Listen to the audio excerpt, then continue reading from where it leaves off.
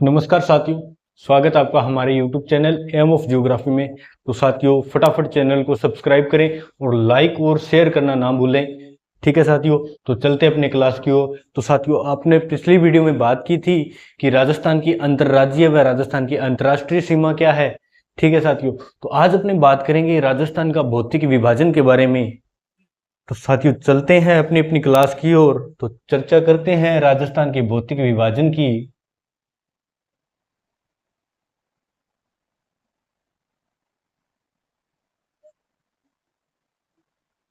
राजस्थान का भौतिक विभाजन।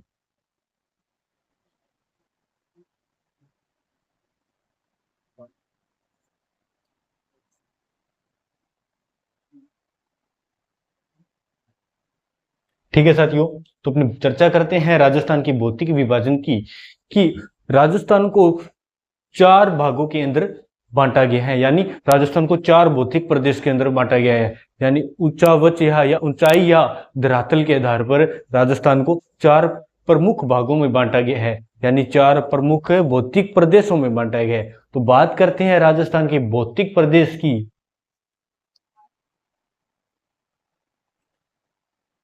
अपने चर्चा करते हैं साथियों राजस्थान के भौतिक प्रदेश की।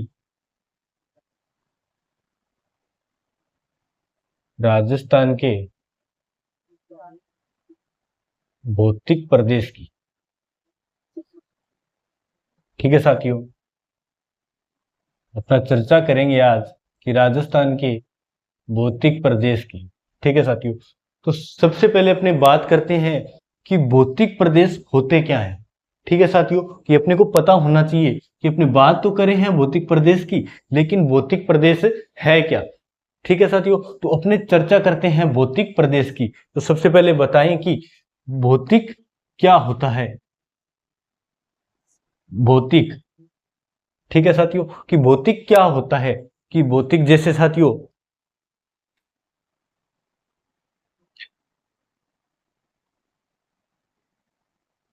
पर्वत, पठार, मैदान, पहाड़,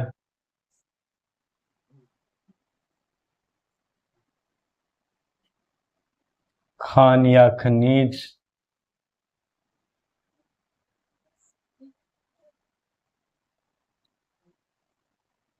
ठीक है साथियों, कि भौतिक क्या होते हैं। जैसे साथियों अपने को दिखाई देता है कि पर्वत, पठार, मैदान, पहाड़, खान या खनिज। ठीक है साथियों, ये क्या है कि ये भौतिक भौतिक है। ठीक है, जो अपने को दिखाई देते हैं, जो अपने को दिखाई देते हैं साथियों, वो क्या है कि भौतिक है। ठीक है साथियों, और बात करते हैं प्रदेश की। ठीक है, जैसे प्रदेश, प्रदेश की अपने चर्चा करें तो साथियों जैसे देखो कि मध्य प्रदेश, उत्तर प्रदेश, या यानी कोई स्थान या क्षेत्र जिसके बारे में अपने चर्चा कर रहे हैं, जिसके बारे में अपने चर्चा कर रहे हैं, कोई स्थान या क्षेत्र, कोई स्थान या क्षेत्र जिसके बारे में अपने चर्चा कर रहे हैं, उसको क्या बोलते हैं साथियों, प्रदेश बोला जाता है। ठीक है साथियों, कि आज अपने बात कर रहे हैं राजस्थान के भौतिक प्रदेश की। यानी भौतिक, यानी भौतिक क्या क्या होते हैं, जैसे पर्वत, पठार, मैदान, पहाड़, खान या खनिज आदि, जो कुछ अपने को दिखाई देता है वो क्या होता है साथियों, भौतिक होता है। और उसके बाद में क्या होता है साथियों कि प्रदेश, कि भौतिक प्रदेश के बारे में अपनी बात करें कि किसकी बारे में बात कर रहे हैं, कि राजस्थान के भौतिक प्रदेश के बारे में बात कर रहे हैं। जैसे अपने भारत के भौतिक प्रदेश के बारे में अगर बात करते तो अपने यहाँ क्या लिखते कि भारत के भौतिक प्रदेश, यानी जिस जो स्थान होता है या स्थान जिसे क्षेत्र के बारे में अपने चर्चा कर रहे हैं उसको क्या बोलते हैं साथियों, प्रदेश बोलते हैं, स्थान या क्षेत्र। ठीक है साथियों, स्थान या क्षेत्र के बारे में अगर अपन चर्चा कर रहे हैं तो उसको क्या बोलते हैं, प्रदेश बोलते हैं। ठीक है साथियों, स्थान या क्षेत्र के बारे में अगर चर्चा करें तो उसको क्या बोलते हैं, प्रदेश बोलते हैं। ठीक है साथियों, समझ आ गया है आपको। ठीक है साथियों, अब अपने बात करते हैं कि राजस्थान की भौतिक प्रदेश। ठीक है साथियों, कि राजस्थान के भौतिक प्रदेश।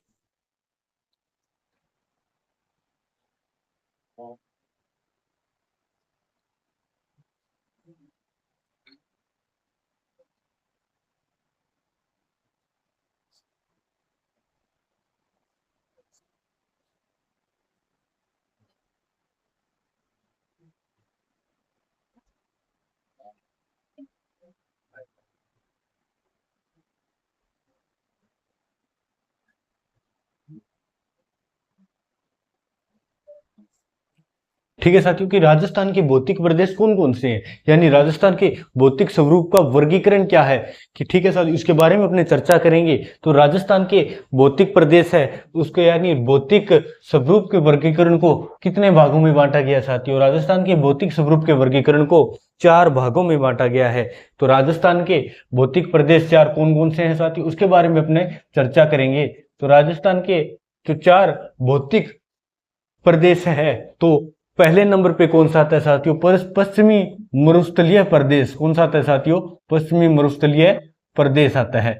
ठीक है साथियों, और दूसरे नंबर की अगर अपन बात करें तो दूसरे नंबर पे आता है साथियों अरावली, अरावली प्रदेश, यानी अरावली पर्वतमाला बोलते हैं जिसको, तो वो क्या आती है, अरावली आती है। ठीक है, उसके बाद में अगर बात करें तो साथियों क्या आता है कि पूर्वी मैदान आते हैं साथियों, क्या आते हैं, पूर्वी मैदान आते हैं, पूर्वी मैदान। ठीक है साथियों कि पहले नंबर पे पश्चिमी मरुस्थल प्रदेश आता है, दूसरे नंबर पर अरावली आता है, और तीसरे नंबर पे अपने बात करें कि पूर्वी मैदान आते हैं, और चौथे नंबर पे क्या आता है साथियों कि दक्षिणी पूर्वी पठार आते हैं साथियों, कि दक्षिणी पूर्वी पठार आते हैं। ठीक है साथियों, यानी राजस्थान को क्या है कि 4 भागों में बांट दिया गया है। ठीक है साथियों, राजस्थान को क्या है कि 4 भागों में बांट दिया। जैसे साथियों ये अपने लेते हैं कि राजस्थान का अपने मैप ले लेते हैं, तो उसके हिसाब से अपने समझेंगे कि राजस्थान को 4 प्रमुख भागों में कैसे बांटा गया है। ठीक है साथियों कि ये जो भाग है साथियों, ये जो भाग है साथियों, ये कौन सा आ गया है, अपना पश्चिमी मरुस्थलीय प्रदेश आ गया है साथियों। कौन सा आता है, पश्चिमी मरुस्थलीय प्रदेश आ गया है। ठीक है साथियों, अब अपने बात करें कि दूसरे नंबर पे कौन सा आता है साथियों कि ये अपने क्या है, अरावली पर्वतमाला आ गई साथियों। कौन से आ गई है, अरावली पर्वतमाला। ठीक है साथियों, समझ आ रहा है आपको। ठीक है, उसके बाद में अपने बात कर रहे हैं ठीक है कि दक्षिणी पूर्वी पठार यानी पूर्वी मैदान आ चुके हैं। इसके बाद क्या आता है साथियों कि पूर्वी मैदान आते हैं। ठीक है, उसके बाद में क्या आता है साथियों, दक्षिणी पूर्वी पठार आ जाते हैं। यहाँ अपने क्या आता है, दक्षिणी पूर्वी पठार आते हैं। ठीक है साथियों, ये जो है कि राजस्थान को 4 प्रमुख भौतिक प्रदेशों में बांटा गया है कि पश्चिमी मरुस्थलीय प्रदेश, अरावली पर्वतमाला, पूर्वी मैदान और दक्षिणी पूर्वी पठार के। ठीक है साथियों, अब ये जो पश्चिमी मरुस्थलीय प्रदेश है इसको भी साथियों क्या है कि 2 भागों में बांट दिया गया है। कौन कौन से साथियों कि शुष्क, शुष्क मरुस्थलीय प्रदेश। ठीक है साथियों, और इसको क्या नाम दिया गया, दक्षिणी सॉरी अर्ध शुष्क,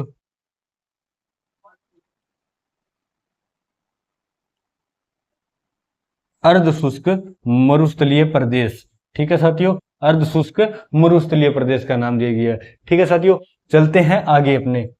हाँ तो साथियों आज अपने बात करेंगे पश्चिमी मरुस्थलीय प्रदेश के बारे में।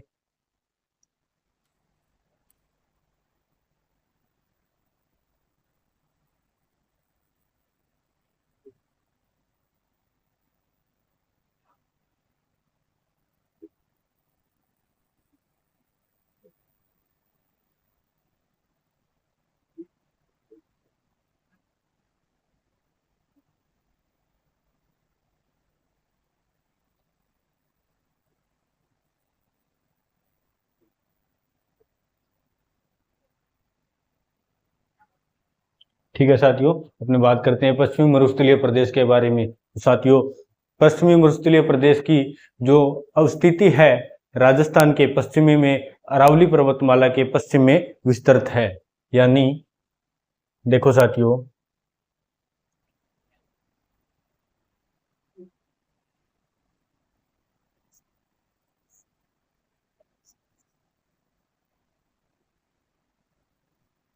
यानी ये अपना राजस्थान है, तो राजस्थान के पश्चिम के अंदर ये क्या है, स्थित है। राजस्थान के पश्चिम में अरावली पर्वतमाला के पश्चिम में विस्तृत है। यानी अपनी अरावली पर्वतमाला यहां है, ये क्या कौन सी आ गई अपनी अरावली पर्वतमाला, ये अपनी अरावली पर्वतमाला आ गई।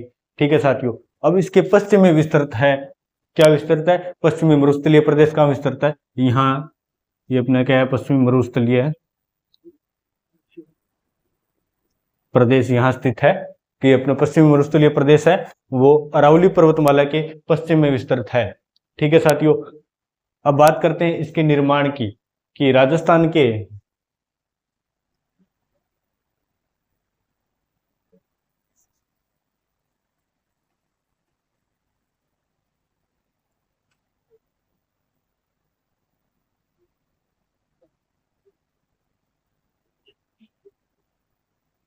राजस्थान के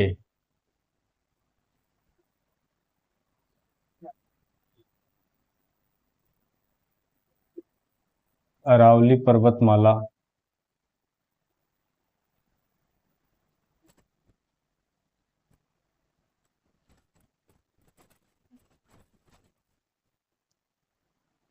पश्चिम में विस्तृत। इसकी अवस्थिति के बारे में अपनी बात करें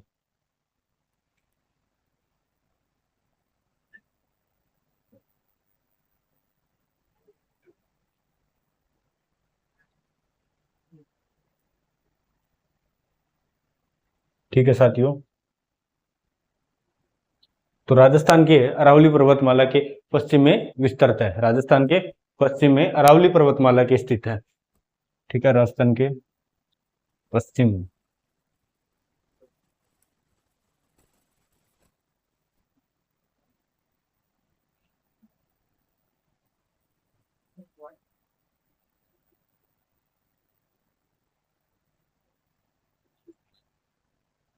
पश्चिम में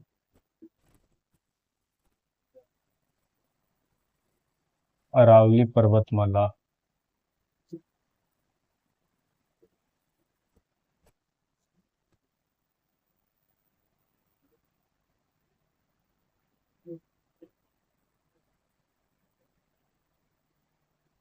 ठीक है साथियों, ये अवस्थिति आ गई। ठीक है, अब अपने बात करते हैं निर्माण की, तो निर्माण चतुर्थ महाकाल में प्लीस्टोसिन काल में हुआ। ठीक है, जो पश्चिमी मरुस्थलीय प्रदेश का निर्माण हुआ है,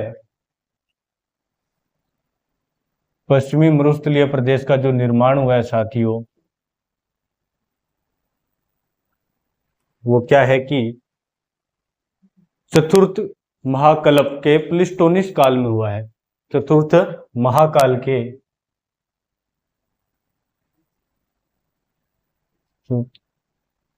महाकाल चतुर्थ महाकाल के प्लीस्टोसिन काल में हुआ है। कौन से काल में है? प्लीस्टोसिन।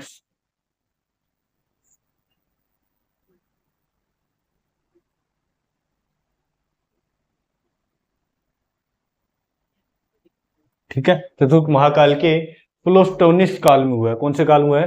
प्लीस्टोसिन काल में, प्लीस्टोसिन।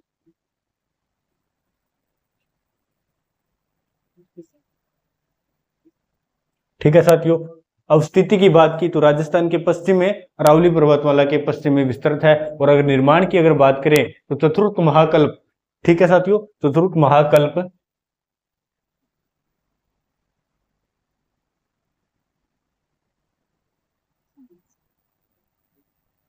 महाकल्प के प्लीस्टोसिन काल में हुआ है। ठीक है, और क्या है साथियों कि थार मरुस्थल टेथिस सागर का अवशेष है। कौन से सागर का अवशेष है? थार मरुसागर, थार मरुसागर टेथिस सागर का अवशेष है।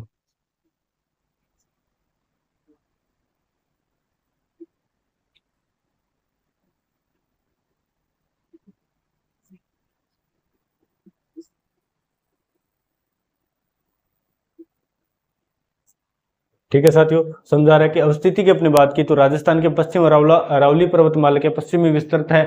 ठीक है, और निर्माण की अगर बात की तो चतुर्थ महाकल्प के प्लीस्टोसिन काल में निर्माण हुआ है। और थार मरुस्थल टेथिस सागर का अवशेष है। जो इसका जो थार मरुस्थल है, पश्चिमी मरुस्थलीय प्रदेश का थार जो मरुस्थल आता है वो कौन से? टेथिस सागर का अवशेष है। और विस्तार की अगर बात करें तो कुल भूभाग के 61.11% भाग में विस्तृत है। ठीक है, राजस्थान के कुल भाग, अपने बात करते हैं विस्तार की,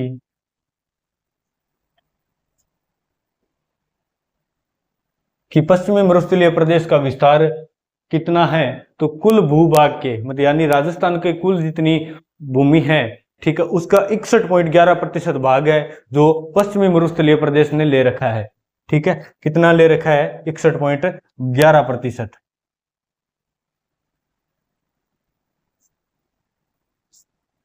कुल भूभाग।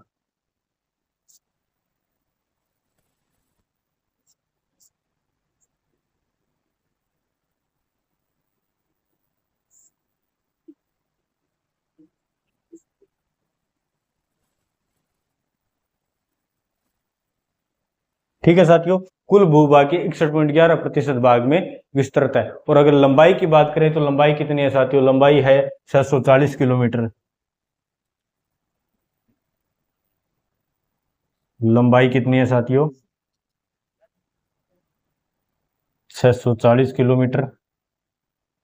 ठीक है साथियों, लंबाई 640 किलोमीटर है। और चौड़ाई कितनी है? चौड़ाई 300 किलोमीटर है। चौड़ाई कितनी है?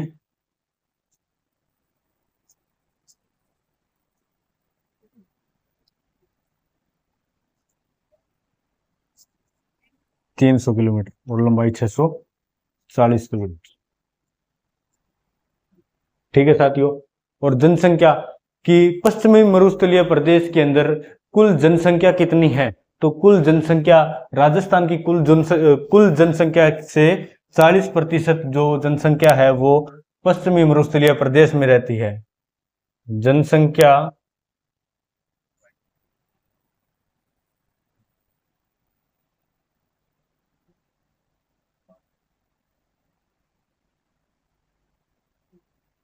40% जो जनसंख्या है वो पश्चिमी मरुस्थल प्रदेश में रहती है।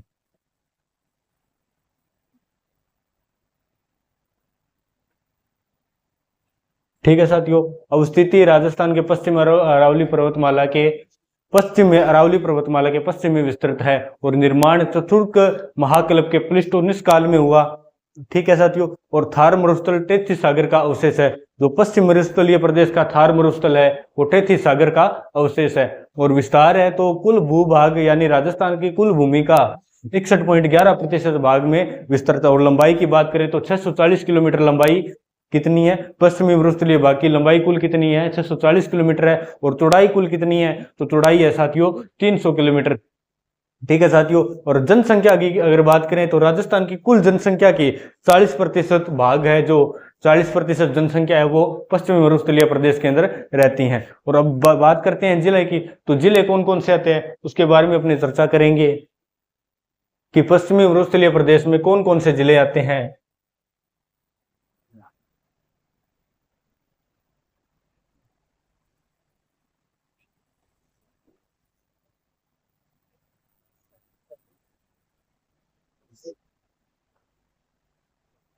बात करते हैं जिलों की कि जिले कौन कौन से आते हैं पश्चिमी मरुस्थलीय प्रदेश में, कौन कौन से जिले आते हैं। तो साथियों पश्चिमी मरुस्थलीय प्रदेश के अंदर 12 जिले शामिल है। तो 12 जिले कौन कौन से साथियों? गंगानगर, हनुमानगढ़, चूरू, सीकर, झुंझुनू, बीकानेर, नागौर, जोधपुर, जैसलमेर और बाड़मेर, पाली और जालौर। कौन कौन से आते हैं साथियों? गंगानगर,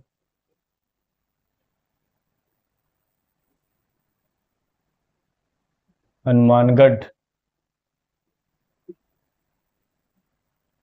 चूरू,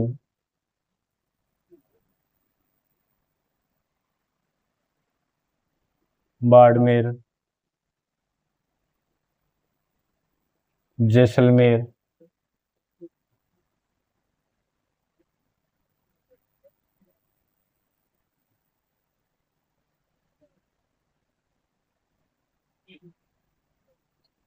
नागौर, बीकानेर,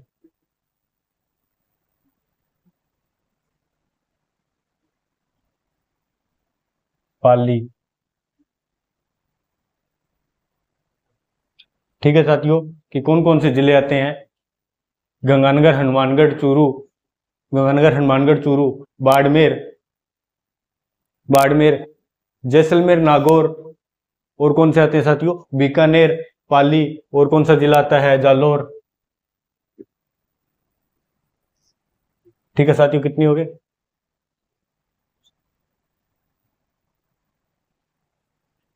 ठीक है साथियों, जोधपुर, सीकर और कौन सा आता है, झुंझुनू। जोधपुर, सीकर और कौन सा आता है, झुंझुनू।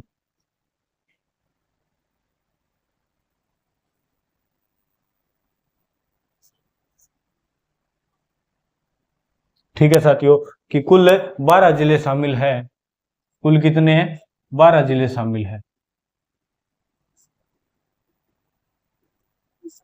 ठीक है साथियों, पश्चिम मरुस्थलीय प्रदेश के अंदर कुल 12 जिले शामिल है। तो 12 जिले कौन कौन से हैं, गंगानगर है, हनुमानगढ़ है, चूरू है, बाड़मेर, जैसलमेर, नागौर, बीकानेर, पाली, जालोर, जोधपुर, सीकर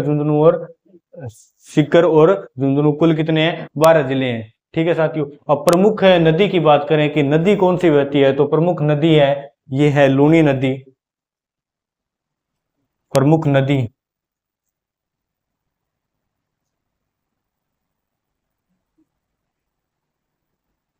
लूनी नदी है, वो पश्चिम मरुस्थलीय प्रदेश के अंदर बहती है। ठीक है साथियों, मृदा की बात करें तो कौन सी मिट्टी है यहाँ पे, तो रेतीली या बालू मिट्टी यहाँ यूज में होती है। कौन सी मिट्टी पाई जाती है यहाँ, मिट्टी है जो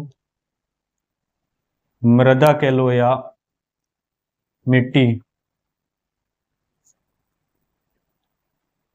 रेतीली या बालू, बालू मिट्टी। कौन सी मिट्टी पाई जाती है, रेतीली या बालू मिट्टी पाई जाती है। और वनस्पति कौन कौन सी है, तो जीरोफाइट व जीरोफाइट यानी मृदबिद व कांटेदार वनस्पति। जीरोफाइट कौन सी है, वनस्पति कौन सी है साथियों,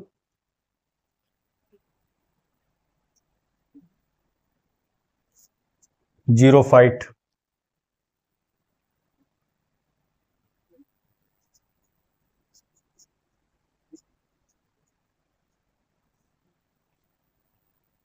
यानी कांटेदार, कांटेदार वनस्पति पाई जाती है।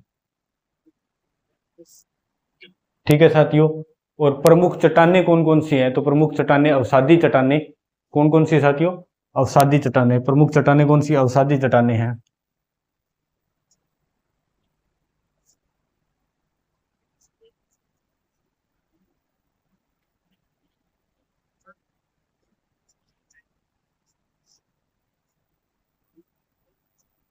अवसादी चट्टानें पाई जाती है। ठीक है साथियों, और खनिज कौन से, तो अत्यधिक खनिज है, कौन सा है साथियों, तो अधालिक खनिज व ऊर्जा खनिज यानी पेट्रोलियम गैस। अधालिक खनिज कौन से है साथियों,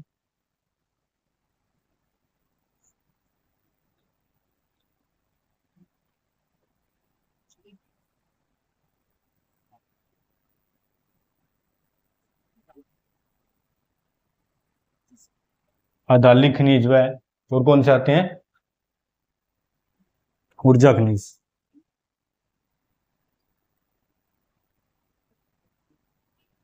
ठीक है साथियों, कि जिले कौन कौन से आते हैं, गंगानगर, हनुमानगढ़, चूरू, बाड़मेर, जैसलमेर, नागौर, बीकानेर, पाली, जालोर, जोधपुर, सीकर और झुंझुनू आते हैं। ठीक है साथियों, कुल 12 जिले शामिल हैं पश्चिमी मरुस्थलीय प्रदेश में। प्रमुख नदी है वो लूनी नदी बहती है। मिट्टी है तो रेतीली या बालू मिट्टी बोलते हैं। ठीक है, वो पाई जाती है। वनस्पति जीरोफाइट यानी कांटेदार वनस्पति है। मरुदविद भी बोल सकते हैं, कौन सी वनस्पति बोल सकते हैं साथियों इसको, मरुदविद भी बोल सकते हैं, मरुदविद भी बोल सकते हैं इसको।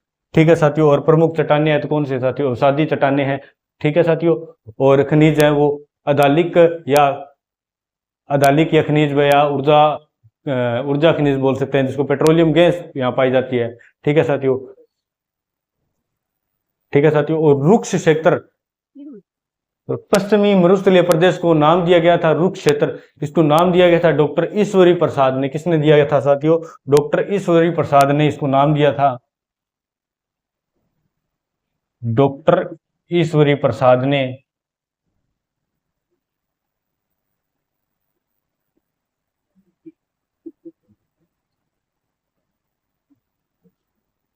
कौन सा नाम दिया था, रुक्ष क्षेत्र। पश्चिमी मरुस्थलीय प्रदेश को रुक्ष क्षेत्र का नाम दिया गया था। किसने दिया था? डॉक्टर ईश्वरी प्रसाद ने मरु प्रदेश को किसका नाम दिया था? रुक्ष क्षेत्र का नाम दिया था। ठीक है। चीनी यात्री हवेन सांग ने इसे गुर्जरात्रा का नाम दिया था। चीनी यात्री, ठीक है, एक चीनी यात्री था,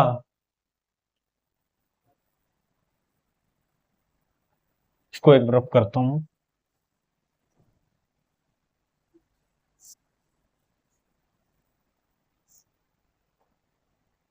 ठीक है साथियों, कि रुक्ष क्षेत्र का नाम दिया था डॉक्टर ईश्वरी प्रसाद ने।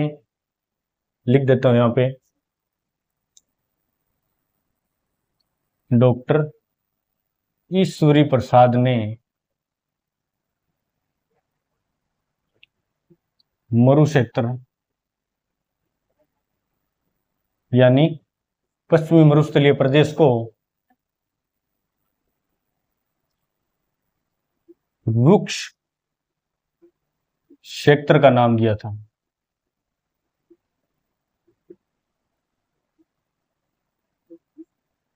ठीक है साथियों, डॉक्टर ईश्वरी प्रसाद ने मरु क्षेत्र को किसका नाम दिया था? रुक्ष क्षेत्र का नाम दिया था। ठीक है साथियों, समझ आ गया। और एक चीनी यात्री आया था हवेन सांग। कौन सा आया था?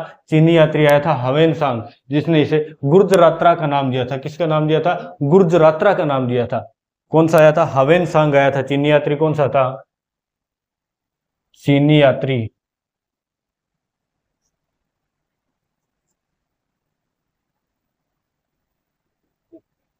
हवेन सांग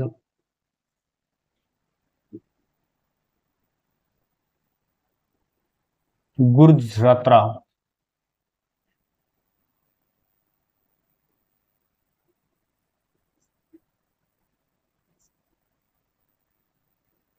गुर्जरात्रा का नाम दिया था। किसने दिया था? चीनी यात्री ने दिया था। नाम क्या था चीनी यात्री का? हवेन सांग नाम था। ठीक है। मरुस्थल को 25 समवर्षा रेखा के आधार पर दो भागों में बांटा गया है। मरुस्थल को 25 समवर्ष रेखा के आधार पर कितने भागों में बांटा गया है? दो भागों में बांटा गया है।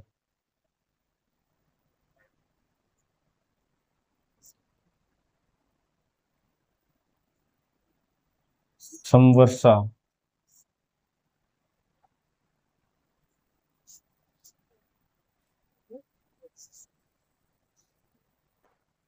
ठीक है साथियों, मरुस्थल को 25 समवर्षा रेखा के आधार पे मरुस्थल को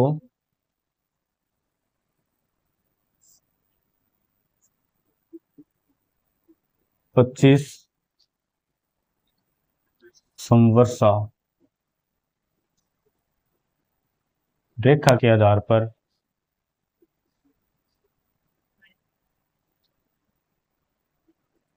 दो भागों में बांटा गया है।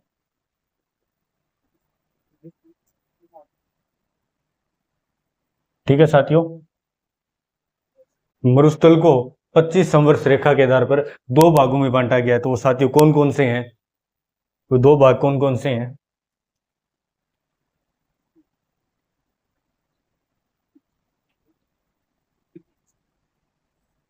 यानी ये अपना मरुस्थल आ गया, तो इसको कितने भागों में बांटा गया है? कि दो भागों में बांटा गया है।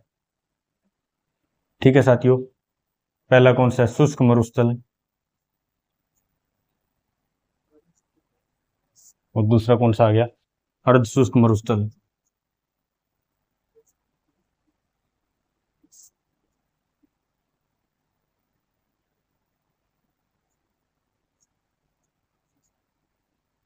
ठीक है साथियों, मरुस्थल को कि दो भागों में बांटा गया है, शुष्क मरुस्थल और अर्ध शुष्क मरुस्थल। ठीक है साथियों, तो यहाँ शुष्क मरुस्थल में वर्षा जो होती है वो 0 से 25 सेंटीमीटर तक होती है। शुष्क मरुस्थल में वर्षा जो होती है कि 0 से 25 सेंटीमीटर।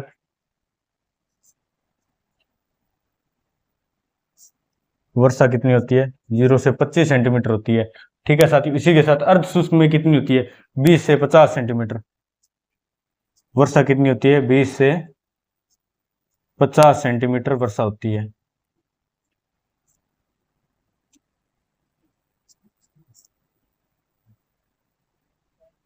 ठीक है साथियों, कि 25 सेंटीमीटर समवर्ष रेखा मरुस्थल को दो भागों में बांटती है। ठीक है साथियों, कि दो भाग कौन कौन से हैं, शुष्क मरुस्थल और अर्ध शुष्क मरुस्थल। ठीक है साथियों, शुष्क मरुस्थल में वर्षा जो होती है 0 से 25 सेंटीमीटर तक होती है, और अर्ध शुष्क मरुस्थल में वर्षा होती है वो 20 से 50 सेंटीमीटर तक वर्षा होती है। ठीक है साथियों, ठीक है, आगे अपने बात करेंगे शुष्क मरुस्थल की, तो इसके लिए अपने अब बात करेंगे अगली वीडियो में। आज के लिए इतना ही। ठीक है साथियों, थैंक यू। चैनल को लाइक और सब्सक्राइब करें और कमेंट करें अगर वीडियो पसंद आई तो। Thank you.